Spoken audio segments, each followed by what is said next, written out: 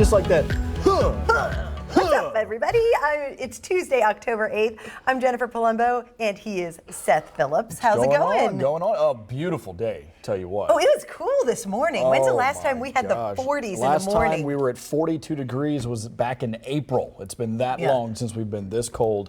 But, I mean, it felt good. Like it did. Normally when I start getting into the early winter, late fall, which is kind of what it feels like right now, I start getting to that like, oh man, now I got to start wearing all this, heavy stuff, the layers or whatnot. Yeah, we're not there yet. Not there yet, but walking outside today, even with it being as cool as it was, I'm just like, I don't care. Short sleeves, shorts, I'm going to go outside and I'm going to enjoy this. The sun is shining. I actually heard some people though who said they turned on their heater. I thought about it this morning. I get it. But I get it. Whenever you wake up in the morning and you're not used to it being this chilly, you're like, oh, heater time. But no, I'm like, no, keep it cold because this is what I like.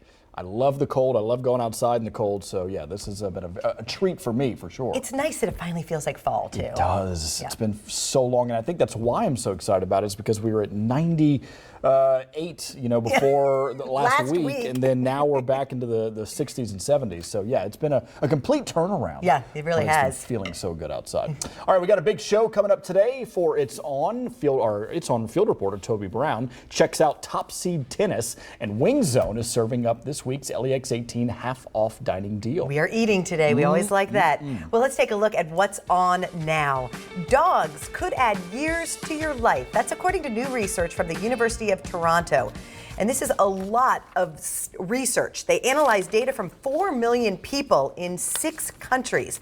And they found dog owners had a lower risk of dying early by 24%. And for those who'd already had a heart attack, the risk of death was lowered by 31%. One of the major factors could be pet owners who walk their dogs, get up to 30 minutes of exercise a day. Studies also show petting dogs can reduce blood pressure, anxiety, and depression. We have a dog. I always love these stories, because dogs are great. And this is always the biggest argument I bring to the table when I'm like, listen, we need to get a dog, like tomorrow, we need a dog. And it's like, no, but the mess, the smell, the hair, No, it's so worth it. And I'm like, but when I'm living to be 98, I'm glad we got that dog. Yeah, you could say that was why. I know. And that and my Dr. Pepper every day. That is what's going to keep me alive to be 150. We're going to keep on this quest to get you a dog. Oh, totally. Hopefully, eventually, it's going to happen. It's going to happen. All right, a heartwarming story. A proud Texas mom shared this video of her daughter's huge accomplishment with the world. It shows her 6-year-old Love Johnson taking her first unaided steps. Love has cerebral palsy and has never walked before on her own. Just last year, she was given a wheelchair and a walker. Her mother, Lovely Johnson, posted this video on social media.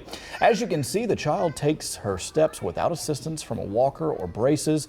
Johnson says her daughter is her hero. This is what social media needs to be. Just videos like this. This and cat videos and dog videos. That is what we need. But this is so heartwarming to see the joy on her face. Oh, it's fabulous. And you see your brother running around in the background. Yeah, like look, we can all do it. Oh, it's great. Oh, that face is so wonderful. Love it. Well, Ellen DeGeneres is defending her friendship with former President George W. Bush after controversy on social media. Ellen went to Sunday's Dallas Cowboys game with her wife, Portia. Ellen says they were in a suite with some fancy people, and she shared this video showing her wife sitting beside Charlotte Jones. Jones' father owns the Dallas Cowboys. And then she pans over to show President George W. Bush and former First Lady Laura Bush. On her talk show, Ellen talked about the criticism she got after this game, and she has this message for everyone. During the game, they showed a shot of George and me laughing together, and so people were upset. They thought, why is a gay Hollywood liberal sitting next to a conservative Republican president? Didn't even notice I'm holding the brand new iPhone 11. And but a lot of people were mad, and they did what people do when they're mad. They tweet, and but here's one tweet that I loved. This person says, Ellen and George Bush together makes me have faith in America again. And exactly. Here's the thing. I'm friends with George Bush. In fact, I'm friends with a lot of people who don't share the same beliefs that I have. We're all different, and I think that we've forgotten that that's okay, that we're all different. For instance, I wish people wouldn't wear fur. I don't like it, but I'm friends with people who wear fur. And I'm friends with people who are furry, as a matter of fact. I have friends who should tweeze more. And but just because I don't agree with someone on everything doesn't mean that I'm not going to be friends with them. When I say be kind to one another, I don't mean only the people that think the same way that you do. I mean be kind to everyone. Doesn't matter. I think this is a great message, Absolutely. especially during these times. I don't... You know, just to be kind to everyone, and you know, the fact that it's okay if you're friends with people who don't agree with you. If I was only friends with people I agreed with, I'd have a lot fewer friends. Absolutely. No, and why is it that we're in America and we have to be so polar opposites? Why is it that because you think one way or have one belief or are part of one political party, you can't be friends with somebody who's in the other way of thinking? That makes no sense to me. So for her to go on air, on her show, take the time that she has. And use her platform. And use her platform to get across that message of unity.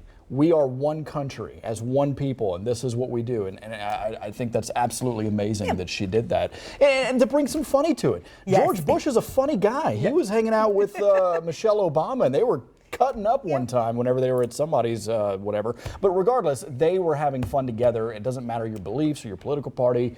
Okay, I'm off my soapbox. No, but this is a good teachable moment, because when my children get home from school today, I'm going to talk to them about this story, because this is something, you know, you're seeing it in the schools too, the kids that are, you know, arguing about things. And so it's a good message that she is sharing with everybody. Well, now to Alec Baldwin. He thought he was buying Statue of Liberty tour tickets for him and his family, but the lifelong New Yorker ended up getting taken for a ride. The actor and Saturday Night Live star took to Instagram to complain about being scammed. He shelled out $240 for tickets for him, his wife, and their 4 children to take a boat tour to the Statue of Liberty. And then he was shocked to find out the tickets were actually for a 3-hour shuttle bus trip to New Jersey. Baldwin posted in his words, "We paid, then we read the tickets. No one ever mentioned New effing Jersey." Ooh. The Baldwins ended up catching a free view of the Statue of Liberty from the Staten Island ferry, and his wife Hilaria posted this family photo on her Instagram, minus their 11-month-old son Romeo. She said they didn't bring him on deck because it was too windy. But I love this picture too, because Alec Baldwin has his eyes closed first of all, and it looks like she has her slippers on, and you know, it's just a great. Them in the face. It's like, look, we finally got our moment, and all they had to do was just ride the Staten Island ferry for free, which it's kind of hard to believe that he would get scammed. As somebody who's because this happens all the time. This scam does when you're in New York City. You're Alec Baldwin. You're probably one of the biggest faces in New York City, and you're having to pay for tickets to go see to the Statue of Liberty. You should just be able to call up your agent and be like, "Hey, get me to the Statue of Liberty for free," and you've got a private helicopter ride. And you know those scalpers were probably laughing. Wow, Alec Baldwin. Yeah, we got Alec Baldwin's money. I mean, how do you not read the ticket that says you're going to New Jersey? Sorry, bud. Ah, well. Check your tickets. All right, a Texas man is in hot water because he missed his wedding. Police say he robbed a bank to pay for his fiance's wedding ring, and the venue surveillance photos show the groom-to-be walking into a bank and demanding money. On Friday, authorities say he then drove away from the bank and threw his clothes out of the window. The sheriff's office posted about the robbery on Facebook, and that's when his fiancée recognized him. Oh no. She convinced him to turn himself in. The man told authorities he was supposed to get married the day after the bank robbery. He is now charged with aggravated robbery. Here's the question. Are they still going to go through with the wedding after he gets out of jail? Probably. I don't know. At least she did the right thing, got him to turn himself in. Yeah, I think that might be a red flag that your marriage might not be going down the right path. Or could it be a sign to her saying, "Hey, this man's going to do whatever he needs to do to make me happy in this relationship"? I'm not condoning it. I'm just saying, guy went above and beyond. He risked his freedom for that wedding ring. And she needs to run. Run as far away as she can from him. That's my thought. Well, instead of your name in lights, how about adding your name to a moon among the stars? Scientists are giving you the chance to name one of the 20 newly discovered moons around Saturn.